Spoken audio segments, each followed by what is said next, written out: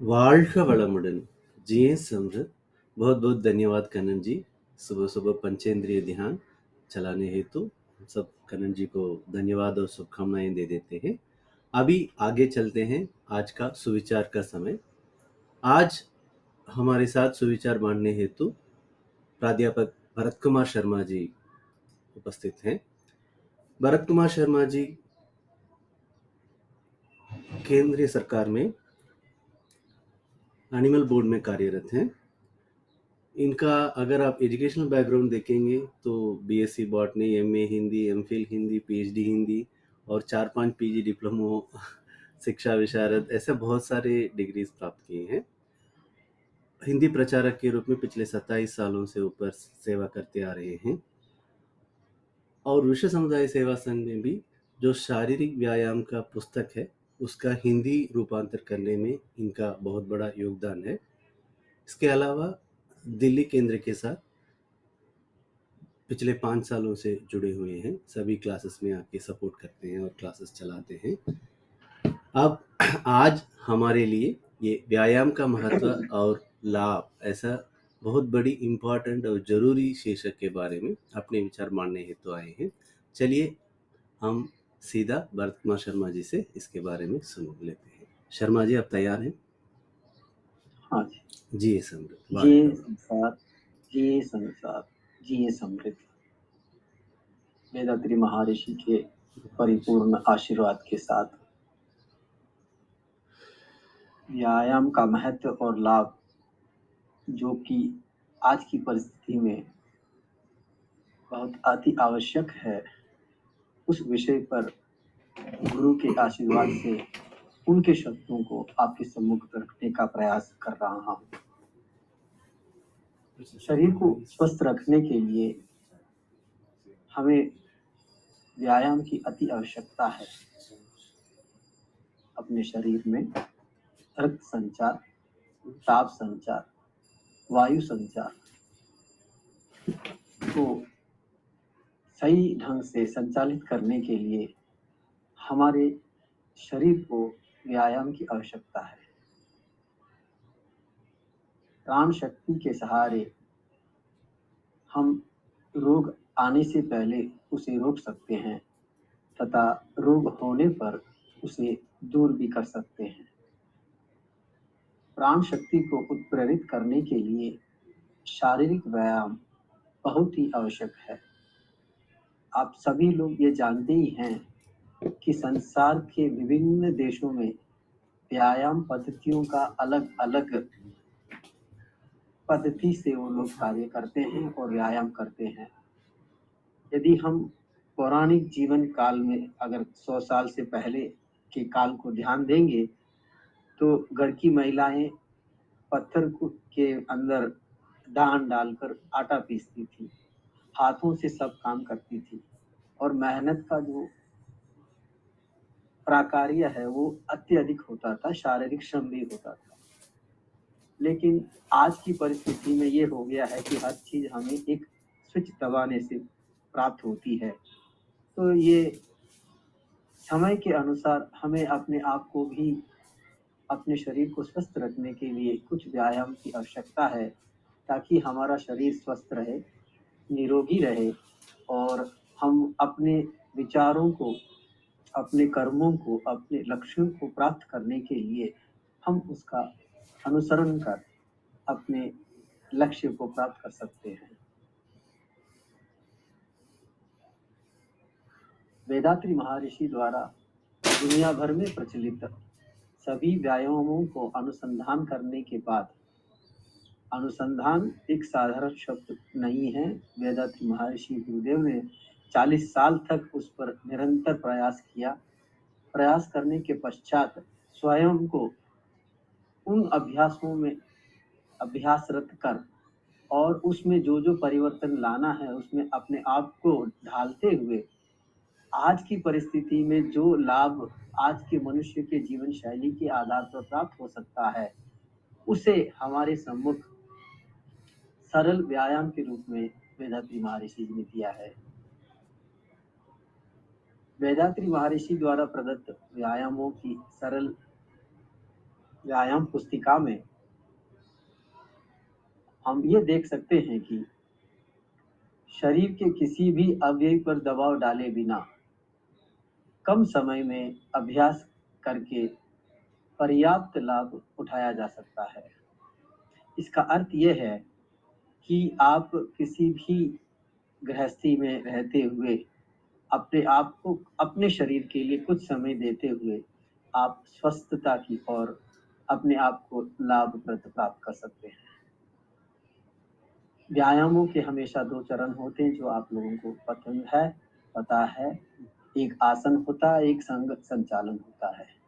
आसन यानी बैठकर करने की स्थिति और अंग संचालन माने जिस अंग से आप व्यायाम कर रहे हैं, उस अंग को आपको हिलाना-डुलाना पड़ता है। हर एक अंग को बारी-बारी से संचालित करते हुए हम देखेंगे कि उस अंग में रक्त प्रवाह, ताप प्रवाह, वायु प्रवाह आदि को व्यवस्थित कर सकते हैं। सामान्य रूप से हम जिस तरह की बैठने की स्थिति में रहते हैं, उसमें शरीर को एक निश्चित प्रकार का संचालन ही दिया जा सकता है। इस कारण होने वाले रक्त प्रवाह में, वायु प्रवाह में, ताप प्रभाव में किसी ठहराव का बोध हो सकता है। नतीजा एक शॉर्ट सर्किट घटित होकर दर्द, रोग आदि आ सकते हैं। इसलिए यदि हम प्रतिदिन नियमित रूप से कुछ समय अपने जीवन शैली से निकालकर व्यायाम करते हैं, तो उन सभी कमियों को दूर करके उन प्रवाहों में एक तेजी लाकर और उनमें एक समता लाकर हम अपने आप को स्वस्थ रख सकते हैं। अंग्रेजी में एक शब्द है हेल्थ इज वेल्थ। सबसे बड़ी धन की दौलत जो है अपनी शारीरिक स्वस्थता है, जिसे हम लोगों को समझना चाहिए। आज की जो भोजन शैली है, उसकी ओर अगर ध्यान देंगे तो आप जानते ही हैं कि लोग बर्गर, पिज़्ज़ा और अनावश्यक चीज़ों का अपने शरीर के विरुद्ध उसको ग्रहण करते हैं, फिर पेट गड़बड़ हो जाता है और बहुत सी परेशानियों से जूझते रहते हैं। फिर उसको दूर करने के लिए और ऐसी-ऐसी चीज़ें खाते हैं, जो शरीर उसको स्वीकार नहीं करता। तो आखिर हम रोग से पीड़ित हो जाते हैं। तो हमें अपने शरीर को किस चीज़ की आवश्यकता है, भोजन में भी हमें एक संतुलन करके चलना चाहिए। क्या कब खाना चाहिए, भूख लगती है तभी हमें भोजन ग्रहण करना चाहिए। इन विषयों को वो अलग विषय है, लेकिन फिर भी वो विषय जो है शारीरिक व्यायाम और अपनी स्वस्थता का से जुड़ा हुआ है। शरीर में पहले ही वासित रोगों को दूर करने का एक प्रक्रिया भी एक व्यायाम की प्रक्रिया है। इसे उपचार करने के लिए पहले रोग को रोकने की आवश्यकता है। इसके लिए आवश्यक जागरूकता, उसमें सक्रियता और नियम पालन आदि को अपनाते हैं, तो उस व्यायाम एवं उपचार, भोजन इन सब से सम्मिलित रूप में हम देख सकते हैं कि रोग को रोक सकते हैं और उसकी समझ हमें होनी चाहिए। जैसे अभी हमने बताया कि ये रक्त संचार, ताप संचार और वायु संचार भले ही हम भारतीय लोग जानते हैं, लेकिन चिकित्सा क्षेत्र के वैज्ञानिकों के प्रयत्न में अधिकांश उपचार तक ही सीमित होता है। परिणाम क्या होता है? शरीर का एक अंग रोग से पीड़ित होता है, तो वहीं उस अंग का ही नहीं होता, वो उसका प्रभाव दूसरे अंगों पर भी पड़ता है। किसी अन्य अंग पर उत्पन्न दूसरी तरह की एक बीमारी या रोग उत्पन्न हो सकता है। उदाहरण के लिए, यदि हम बदहज़मी के लिए दवाई लेते हैं, तो उस दवाई का प्रभाव जो सिर दर्द के रूप में परिलक्षित हो सकता है, और यदि सिर दर्द के लिए हम दवाई ले रहे हैं, तो अन्य किसी भाग पर उसका प्रभाव उस चिकित्सा के द्वारा हमें हानि पहुँचा सकता है। सबसे महत्वपूर्ण व्यायाम में एक स्थान पर और उससे लक्षण दूसरे स्थान पर हो सकता है। उपचार पद्धति में एक विशिष्ट स्थान या अंग का रोग दूर करने का प्रयास करते हैं। औषधियों के द्वारा उस स्थान के रक्त संचार और उष्ण संचार को प्रेरणा मिलती है। उससे शरीर के अन्य अंग भी चाहे स्वस्थ हों या अस्वस्थता उत्प्रेरित होते हैं। ठीक चलने वाले घोड़े को चाबुक मारे तो क्या होगा? ये गुरुजी के शब्द हैं।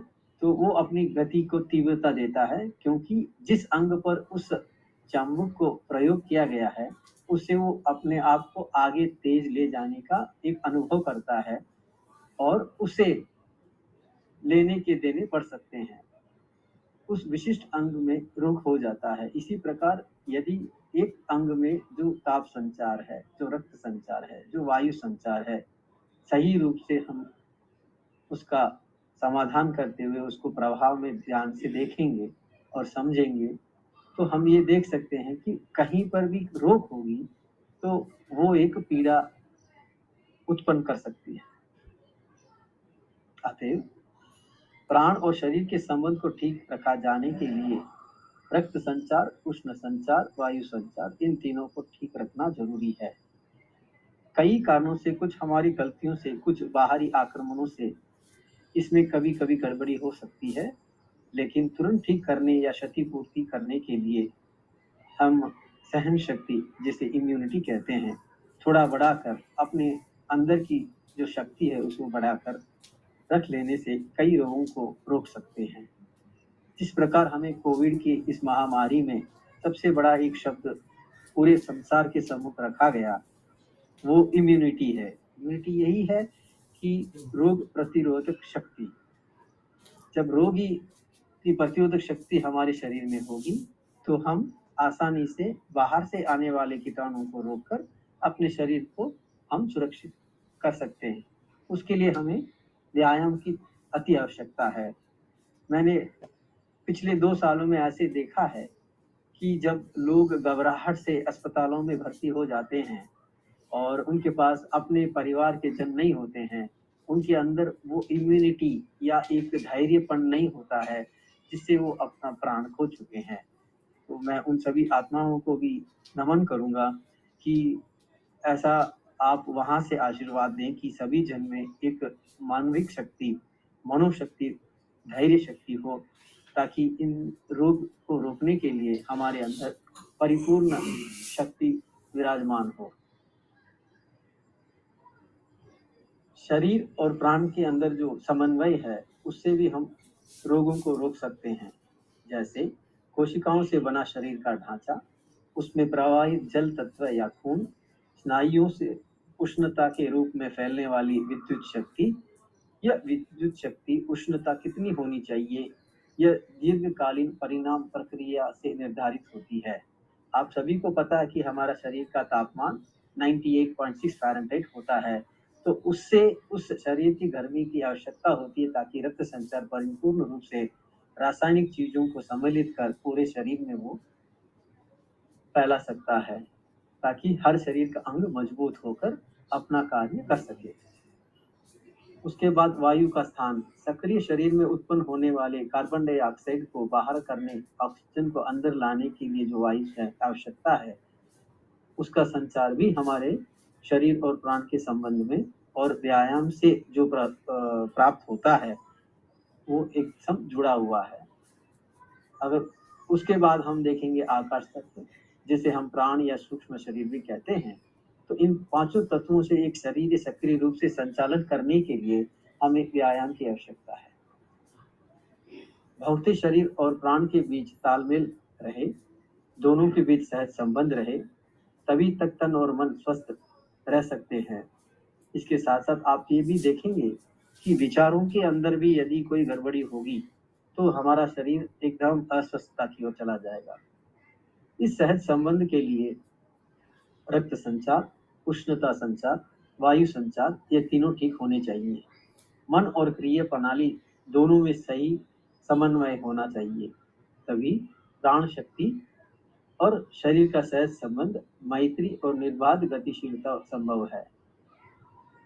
अगर किसी कारण से इन तीनों संचारणों में किसी एक में भी कहीं बाधा पहुंचती है या कोई एक संचार दिशा बदलता है, तो बाहर हो जाता है और ये कम होता है, तो संबंधित स्थान में जो कोशिकाएं हैं, उन संरचनाओं को प्रभावित करता है।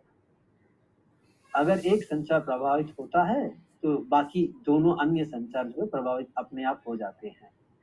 उसे दूर करने के लिए वहाँ की विद्युत शक्ति पर्याप्त नहीं होती। ज़्यादा विद्युत शक्ति का वहाँ पहुँचना होता है, जितनी एक-एक अंग की आवश्यकता है। पहले ही वहाँ संरचना में अगर छेद होगा, यानी जो संचारण शक्ति है उसमें बाधा उत्पन्न रही होगी, तो अधिक मात्रा में चुंबकीय शक्ति जब विद्युत शक्ति में परिणित होगी, तब निश्चय ही शॉर्ट सर्किट होगा और वहाँ पीड़ा होगी।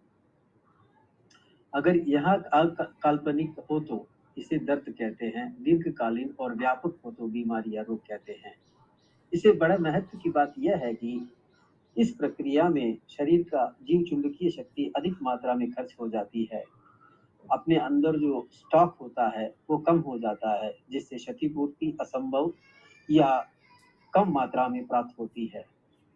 क्षतिपूर्ति के असफल प्रयास से जीवन शक्ति कमजोर हो जाती है। शरीर निर्वाह के लिए आवश्यक चुंबकीय शक्ति उत्पन्न नहीं होती है, तो जीव शक्ति क्षीण पड़ जाती है। उसकी गर्मी से वीर्य नाल टूटता है, जो हमारी बैटरी कहलाई जाती है। वीर्य या नाल टूटने से उन्हें धारण करने वाली जीव शक्ति कोशिकाएं शरीर से बाहर हो जाती है और इसे मृत्यु हम कहते हैं। तो इन सभी का संबंध हम ये देख सकते हैं कि पंचतत्व, जीव चुंबकीय शक्ति और जीव शक्ति का पूरा सम्मिलित रूप ही हमारे शरीर को मजबूत करता है। इसे संचार को सही रूप से हमें पालन करने के लिए वेदात्री महर्षि जी ने एकदम सरल व्यायामों को हमारे सम्मुख रखा है, जिसे आधुनिक इस 21वीं सदी में यदि हर मानव पालन करेगा, तो अवश्य ही उसके जीवन में स्वस्थता और आनंद प्राप्त होगा। नए तौर पर अभ्यास करने वाले इन्हें समझने में बहुत कम समय लगता है। इन अभ्यासों से अपने व्यवसाय में उन्नति, परिवार में आनंद और मन में शक्ति प्राप्त होती है। अपने जीवन काल में शरीर और मन को सही रखने के लिए और आनंद पैदा होने के लिए इन सहज व्यायामों का पालन आवश्यक है। अब मैं वेदात्री महर्षि जी द्वारा दिए गए जो अभ्यास है उसके बारे में आपको बताऊंगा। वेदात्री महर्षि जी ने 9 तरह के अभ्यासों को हमारे सम्मुख रखा है, जिसे हस्त अभ्यास, पाद अभ्यास, स्नायु पेशियां श्वास अभ्यास, नेत्र अभ्यास, कपालभाति, मकरासन, शरीर का मसाज, आकुप्रेशर, शरीर को ढीला छोड़ना, विश्राम का अभ्यास आदि। जहाँ तक शरीर हस्त अभ्यास है, हस्त अभ्यास में 20 तरह के व्यायाम की पद्धति दी गई है। 20 तरह का हम लोग इसमें जोड़ते हैं, जैसे हाथ ऊपर उठाना, साइडवेज करना, उंगली को साथ मिलाकर करना, ऐसे 20 तरह के व्यायामों का परिपालन करते हैं।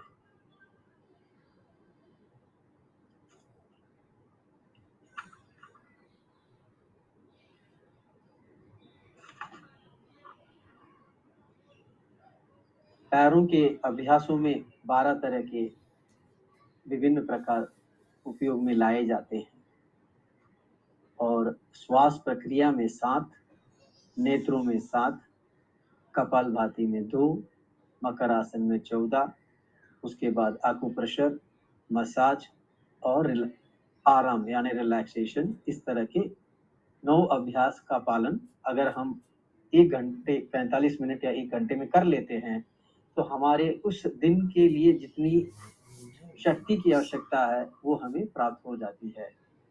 अब मैं ये आप लोगों को बताना चाहूँगा कि हाथ के इस अभ्यासों से फ़ायदा क्या है। यदि हम इन अभ्यासों का पालन करें तो हाथों में रक्त संचार, प्राणवायु, जीव शक्ति, उष्णता का संचार व्यवस्थित होगा। घटिया, सोते समय शरीर के ऊपर के अंग सुन्न पड़ जाने आदि खत्म होते हैं। हाथ और भुजाओं में सुदृढ़ता प्राप्त होगी। फेफड़े चुस्त होने लगेंगे। वात रोग नियंत्रित में आते हैं। हाथ के कंपन, दर्द और अंदरूनी पीड़ा दूर हो जाती है। कंधों का दर्द और घुटनों का दर्द दूर होता है। जोड़ों की बीमारी रोकी जा सकती है। मस्तिष्क ग्रंथियां और स्नायु मंडल इस अभ्यास से चुस्त होता है। वेदात्री महर्षि के दूसरे पड़ाव में हम लोग पैरों के अभ्यास से ये प्राप्त लाभ है कि पैर मजबूत होते हैं, पेट के सभी भागों में रक्त संचार व्यवस्थित होगा, जोड़ों का दर्द, थकनों की सूजन, घुटनों का दर्द, अंदरूनी पीड़ा और स्नायुओं की पीड़ा दूर होगी और उसे रोका जा सकता है। हृदय, फेफड़े, नाड़ियां, प्रमुख ग्रंथियां आदि शरीर के प्रमुख भागों के स्नायुओं को द्वारा पैर से जुड़ती हैं। पैर और पैरों की उंगलियों को दबाने से स्नायुओं द्वारा उनकी सक्रियता का बढ़ावा मिलता है और वे चुस्ती से काम करते हैं। रीढ़ की हड्डी को सहलाने से उनसे निकलने वाली स्नायु उत्प्रेरित होते हैं और निचले पेट की सक्रियता ठीक करती हैं। तीसरा प्रणाली जो है स्वास्थ्य के लिए व्यायाम एक विशेष प्रणाली है जिसके अंतर्गत हम अपने फेफड़ों को मजबूत करते हैं। अगर व्यायाम को लगातार करते आएंगे तो तोंद कम होने की संभावना है, आंतड़ियां चुस्त होती है, फेफड़ों का हर भाग अच्छी तरह विकसित होने से उसके खाने में से हर एक में वायु प्रवेश करती है और फेफड़े चुस्त होते हैं। जो अभी कोरोना से पीड़ित लोग हैं जिन्हें इसकी समस्याएं हैं, इससे इस आसन से या इस अभ्यास से बहुत फायदा मिल सकता है। शरीर के सभी कोशिकाओं को पर्याप्त प्राणवायु मिलती है और पूरे फेफड़े हर तरफ से माने आगे पीछे ऊपर नीचे हर जगह से वो मजबूत होकर पूरा फैला कर उसमें सांस की हर कण में सांस पहुंचता है और हमारा शरीर जितनी ऑक्सीजन की आवश्यकता है उसे प्राप्त होती है। तो उससे शरीर संचार, रक्त संचार, वायु संचार में भी एक सहायक प्रक्रिया प्राप्त होती है। दमा, जोड़ों की बीमारियां, ब्लक्कड़पन, सुस्ती, बार बार जुकाम होना, साइनस की परेशानियां, ये सब जो है इस अभ्यास से लाभ प्राप्त हो सकते हैं। जीवन शक्ति बढ़ने से सिर दर्द, निद्राहीनता, दमा आदि श्वास नलिया संबंधी समस्याएं दूर होगी। स्कूल के विद्यार्थियों के लिए पठन में ग्रहण शक्ति, स्मरण शक्ति और स्मरण शक्ति करने से याद रखने की शक्ति उनको अधिक प्राप्त होगी। आज के इस समय में आप लोग ये जानते हैं कि छोटे से छोटे बच्चे को भी चश्मा लग जाता है। तो वेदात्री महर्षि द्वारा प्रदत्त नेत्र अभ्यास से आंखों की पुतले की चारों ओर की मांसपेशियों को सक्रिय किया जाता है। इससे लेंस का आकार सही रहता है जिससे दृष्टि तेज होती है। अगर इस व्यायाम को लगातार हम करते रहेंगे तो चश्मेधारी को भी चश्मे की जरूरत खत्म हो सकती है। आंखों की बीमारी, पीड़ा, जलन आदि से बचा जा सकता है। उसके पश्चात कपालभाति द्वारा साइनस की परेशानियां दूर होती है। इंसोम्निफिलिया रोग खत्म होता है। श्वास नली और फेफड़े की गंदगी बाहर निकलती है, शरीर चुस्त होती है और मस्तिष्क में रक्त संचार व्यवस्थित होता है। तत्पश्चात मकरासन 2 भागों में होता है और दोनों भागों से जो लाभ प्राप्त होता है वो है यही है कि रक्त संचार, उष्ण संचार, वायु संचार और प्राण संचार व्यवस्थित होता है। मधुमेह, गठिया, नसों में दर्द, रक्तचाप, कर्म दर्द, पीठ दर्द, गला दर्द आदि का उपचार होता है। अतिरिक्त मांस गलता है और शरीर सुगठित होता है। तोंद गलती है। रीढ़ की हड्डी नीचे से ऊपर तक मरोड़ने से इससे हड्डी मजबूत होती है, स्नायुओं के समूह मजबूत होते हैं, शरीर एक यौवन बना रहता है। क्योंकि रीढ़ की हड्डी से ही सारी स्नायु व्यवस्था शरीर पर फैली हुई है तो पूरी स्नायु व्यवस्था ठीक रहती है। पेट के भाग और पैर मजबूत होते हैं। स्त्रियों का मासिक धर्म ठीक होता है। ग्रंथियों की व्यवस्था ठीक होने से गर्भाशय की बीमारियां दूर होती है। आसानी से प्रसव स्तोत्र है। अनुव्रतता माने पुरुष हो या स्त्री हो, इस व्यायाम से दूर होते हैं। शरीर की थकावट दूर होती है। चुस्ती और ताजगी आती है। तत्पश्चात आकुप्रेशर के विभिन्न रूप होने पर भी इसमें 14 पॉइंट का सहारा लिया जाता है और इसमें जो लाभ होगा वो यही होगा कि शरीर की विद्युत संचार व्यवस्थित होती है। संचार में कोई बाधा हो तो दूर हो सकता है। दिल की बीमारियों के लिए यह बचाव का उपाय है। उच्च रक्तचाप कम होता है। स्नायु व्यवस्था को ठीक करता है। लचीला बनाता है। अच्छी नींद आती है। लगातार करने से अनिद्रा दूर होती है। तत्पश्चात मालिश। शरीर के सारे अंगों को मालिश करने से पेट, छाती आदि स्थानों में जीव चुंबकीय का संचार व्यवस्थित होता है। शरीर आंतरिक अंग से दृढ़ होगा।